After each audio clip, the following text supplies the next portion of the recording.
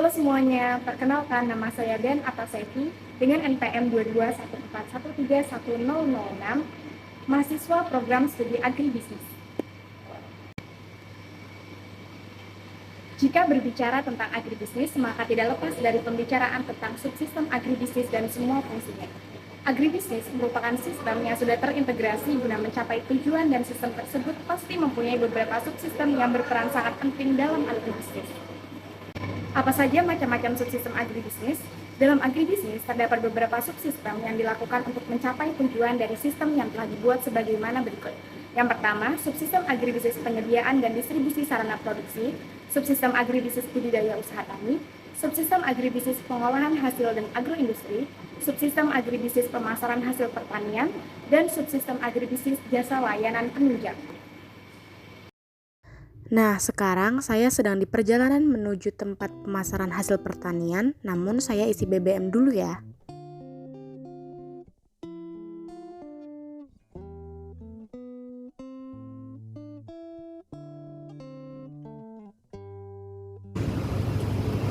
Silakan masuk.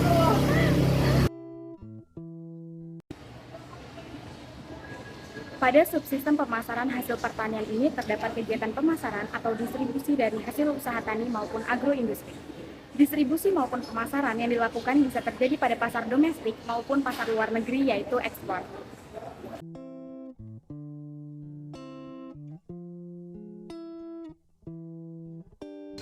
Sekarang saya sudah di Superindo Mall Kartini yang memasarkan produk hasil pertanian.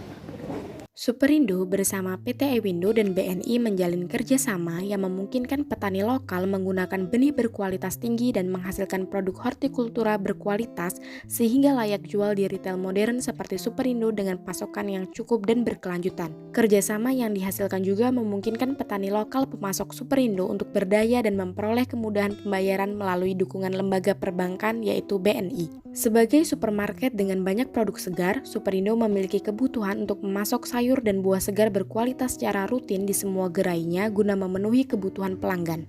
Sebagai mitra dari Superindo, Ewindo, produsen benih sayuran dengan merek Cap Panah Merah, membina berbagai kelompok tani sehingga dapat menghasilkan sayuran berkualitas dan mampu memenuhi standar untuk dapat dijual kepada pelanggan di Superindo. Salah satu penyebab rendahnya kesejahteraan petani di Indonesia adalah sistem pemasaran produk pertanian.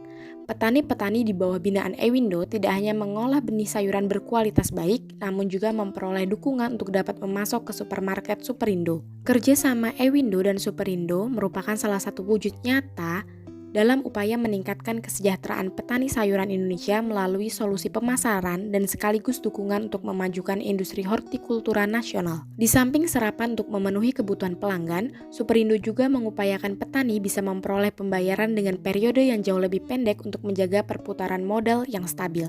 Superindo telah bermitra bekerja sama dengan Bank Negara Indonesia dalam hal sistem pembayaran cepat. Dukungan pendanaan tersebut dapat digunakan untuk meningkatkan kemandirian petani dan memastikan periode produksi yang teratur. Ewindo dan Superindo juga menjalin kerjasama untuk mendorong masyarakat perkotaan untuk memenuhi sebagian kebutuhan akan bahan pangan yang segar dan sehat melalui program urban farming atau pertanian perkotaan dengan menyediakan benih berkualitas di jaringan Superindo. Program edukasi yang dijalankan antara lain membuat plot contoh lahan tidur di pinggiran komplek perumahan atau pekarangan, misalnya yang bisa dibuat menjadi pusat budidaya pertanian terintegrasi, berikut produksi bioenergi dan pupuk organik. Jadi, di Superindo Mall Kartini menyediakan beberapa produk hasil pertanian dari sektor tanaman pangan, hortikultura, peternakan, hingga perikanan. Masuknya produk hasil pertanian secara langsung memperpendek jalur distribusi sehingga menghindarkan petani dari para tengkulak dan pengepul, membuat harga yang diberikan menjadi semakin baik. Nah, sekarang saya sudah di kasir untuk melakukan pembayaran. Jadi, apa saja fungsi sistem agribisnis? Untuk mencapai sebuah tujuan, maka harus memperhatikan fungsi yang bisa mendorong adanya dampak positif pada semua kegiatan dalam sistem agribisnis. Untuk itu, perlu mengetahui apa saja fungsi sistem dalam agribisnis. Fungsi yang pertama yaitu meningkatkan efisiensi pemasaran. Apabila fungsi agribisnis berjalan secara maksimal, maka ada sistem yang terintegrasi dari hulu sampai ke hilir, sehingga lebih memudahkan seluruh anggota pada sistem tersebut untuk menghasilkan produk sesuai harapan. Bagi produsen, maka bisa memperoleh sarana produksi lebih mudah dengan harga yang lebih terjangkau dan akan lebih mudah dalam memasarkan semua produk. Fungsi yang kedua yaitu meminimalisir resiko kerugian. Produk agribisnis juga tidak bisa disebut sebagai produk minim risiko karena adanya pengaruh berbagai macam faktor sehingga sangat mungkin jika produk busuk ataupun mudah rusak. Akan tetapi, sistem agribisnis mampu membantu supaya dapat meminimalisir berbagai risiko kegagalan produksi, penyaluran, penyimpanan, pemasaran, dan semuanya untuk dilakukan secara terintegrasi. Risiko usaha gagal pada bidang agribisnis bisa dikurangi karena adanya berbagai macam penelitian dan juga pendampingan. Jadi itu adalah penjelasan tentang subsistem agribisnis dan seperti apa fungsinya dalam kegiatan yang berjalan pada sektor agribisnis.